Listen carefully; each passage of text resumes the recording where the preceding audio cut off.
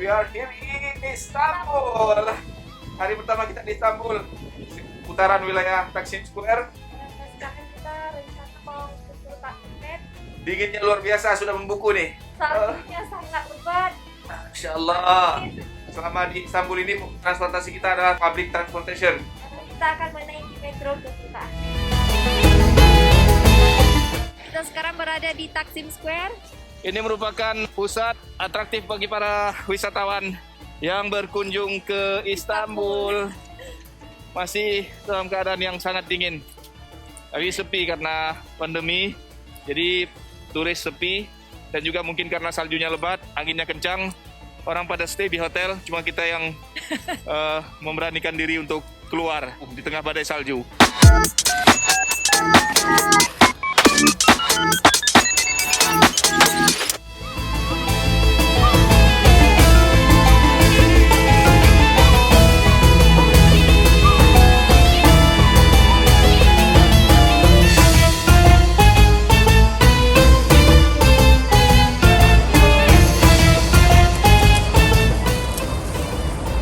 Teman-teman, untuk bisa menaiki public transportation yang ada di Istanbul ini kita harus punya ini namanya Istanbul Card.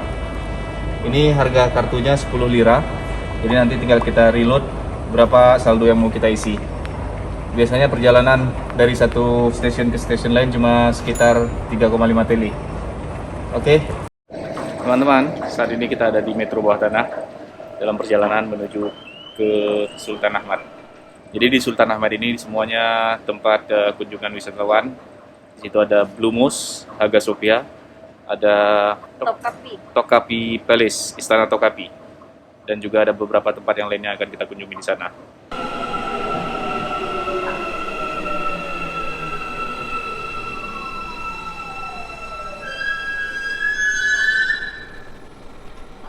Saat ini kita berada di dalam metro. Nanti kita akan turun di stasiun terakhir.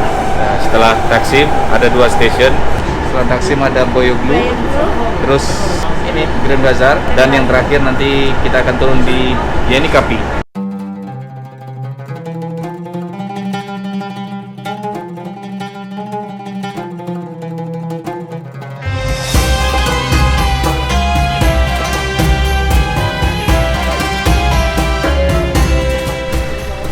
Dingin. Rasanya udah beku. Tangan sama kaki.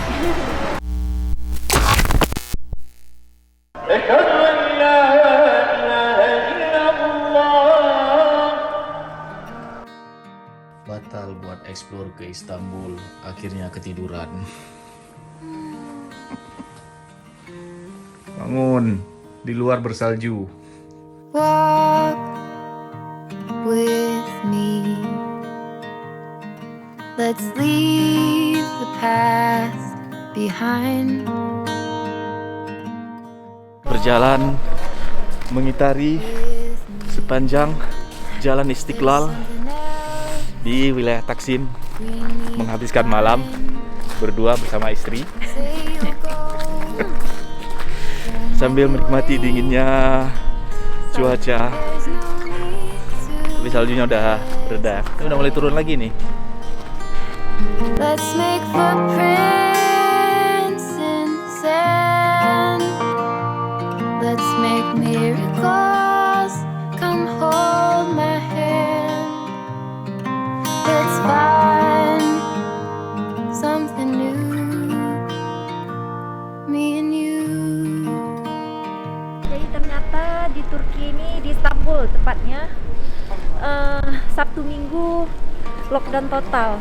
Jadi di sepanjang jalan pertokoan Istiqlal ini toko-toko pada tutup semua.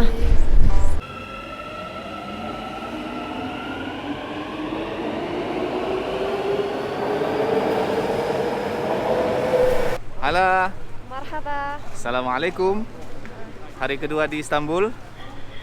Hari ini di sepanjang jalan Istiqlal di Taksim sudah mulai ramai. Setelah 2 hari lockdown total, Sabtu dan Minggu ternyata lockdown, dan hari ini aktivitas sudah kembali normal. Tapi seperti biasa, setiap restoran yang ada di Turki selama pandemi ini tidak menerima dine-in, jadi kita cuma bisa take away untuk order di restoran. Cuaca alhamdulillah hari ini tidak bersalju dan juga kelihatannya cerah ya. Insya Allah hari ini aktivitas kita di luar dengan cuaca yang seperti ini bisa aman lah. Insya Allah. Tidak kedinginan, tidak ditiup angin, tidak diguyur salju.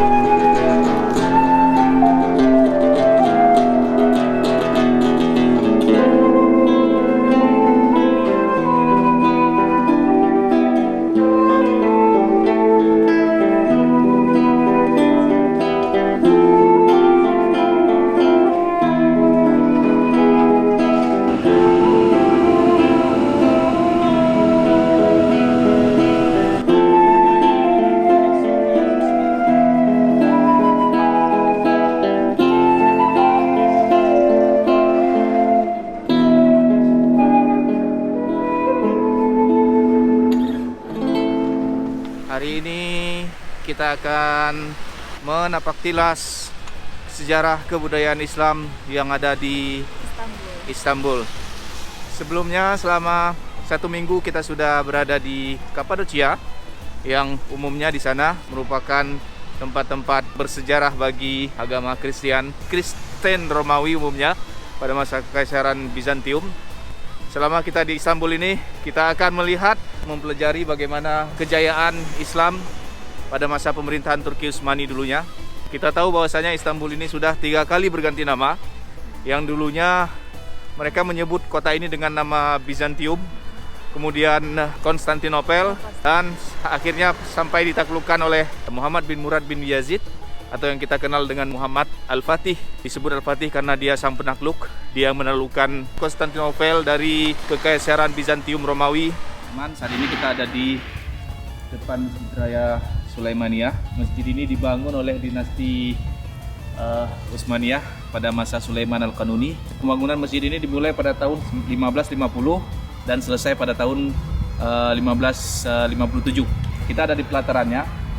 Letak persis masjid ini ada di belakang Istanbul University.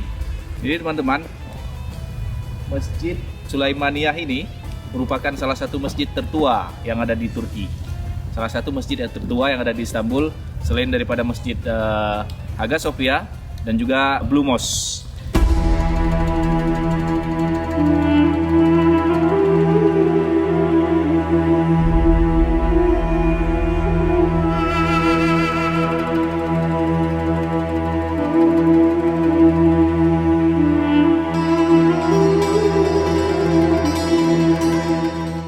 Bisa kita lihat di belakang kita bagaimana megahnya Masjid Sulaimaniyah ini berdiri tegak, dan ini merupakan landmark daripada the old city of Istanbul. Kelaparan? Karena dingin rotinya keras. Ada cinnamon, ada Nutella cheese juga. Satunya 5 tele. Jadi 2 10.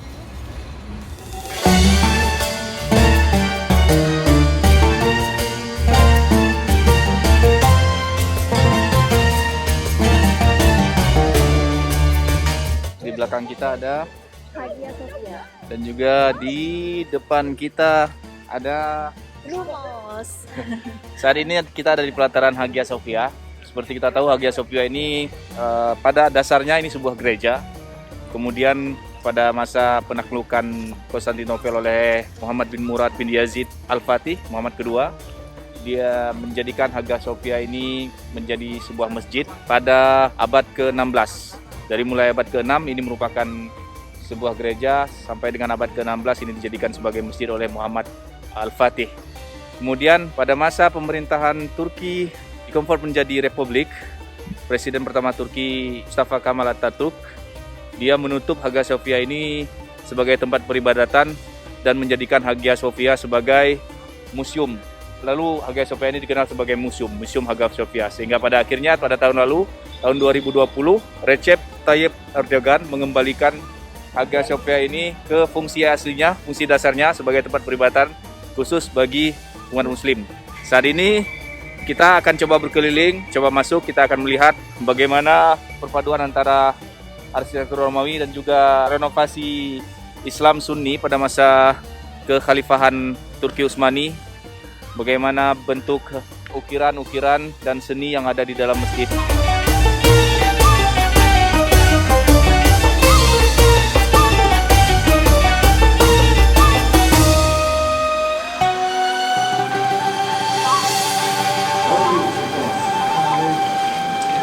Teman-teman, di sini ada hadis Nabi Sallallahu Alaihi Wasallam. Qala Nabi Alaihi Wasallam, "Laqad tahna al-Qastantini, falina'lam al-amiru amiruha, wa lina'lam al-jaishu jaishiha." Bahwasanya Nabi semasa hidup beliau pernah bersabda, pada suatu hari nanti pasti Konstantinopel ini akan ditaklukkan oleh seorang pemimpin terpilih dan juga dengan pasukannya yang gagah perkasa. Dan itu terbukti pada masa pemerintahan Muhammad Al-Fatih, Konstantinopel ditaklukkan dan ini menjadi masa kejayaan pertama daripada Turki Utsmani.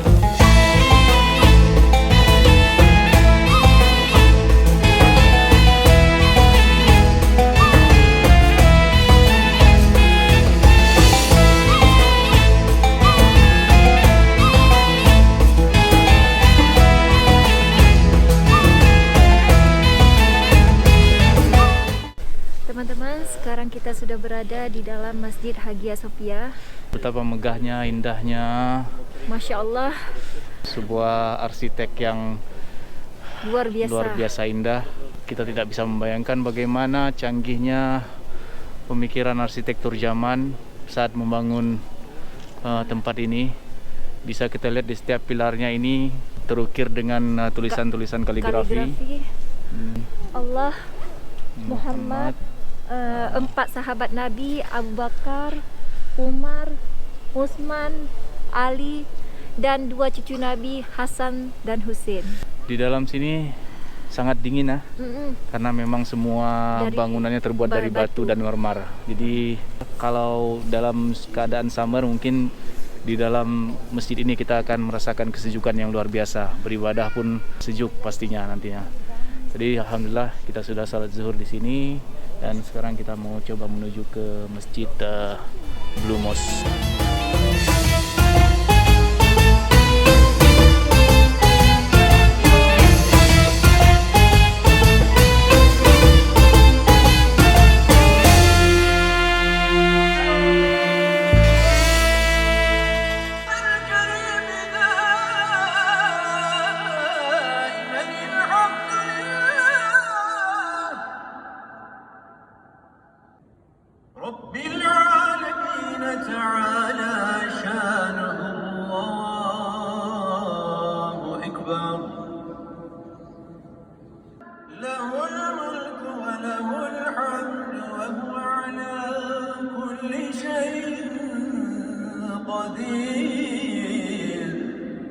سبحان ربي العلي الأعلى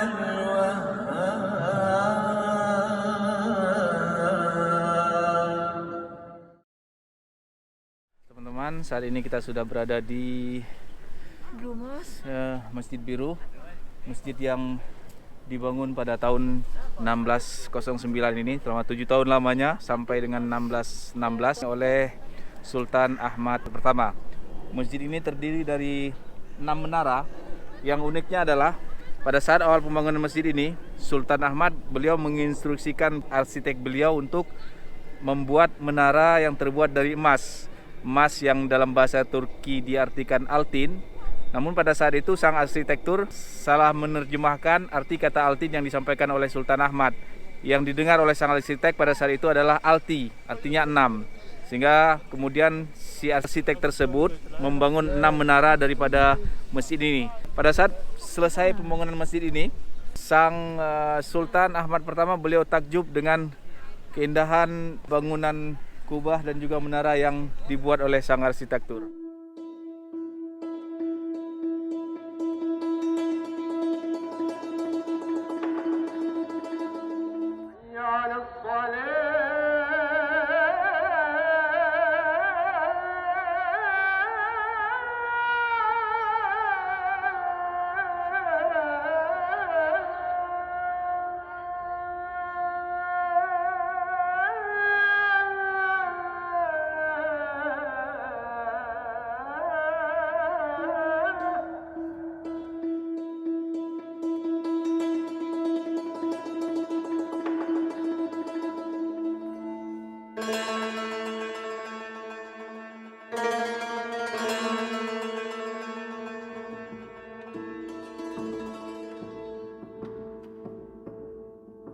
Masjid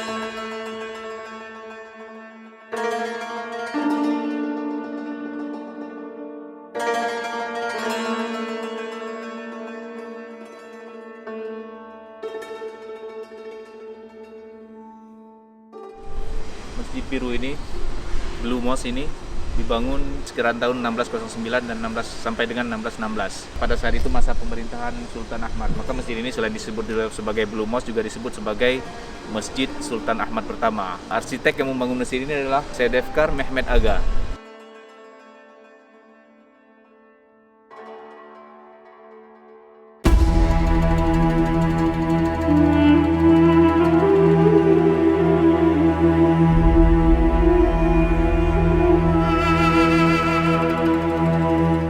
Jadi teman-teman, keinginan Sultan Ahmad pertama untuk membangun Masjid Biru ini, Blue Mosque ini, beliau ingin menandingi bagaimana indahnya bangunan daripada Hagia Sophia yang dibangun oleh Kekaisaran Bizantium pada masa Konstantinopel. Jadi beliau ingin menandingi bangunan tersebut, maka beliau berinisiatif untuk menyuruh sang arsitek Muhammad Aga untuk membangun salah satu masjid yang bisa menandingi Masjid Hagia Sophia. Dan Blue Mosque ini bisa berdiri sedemikian indahnya.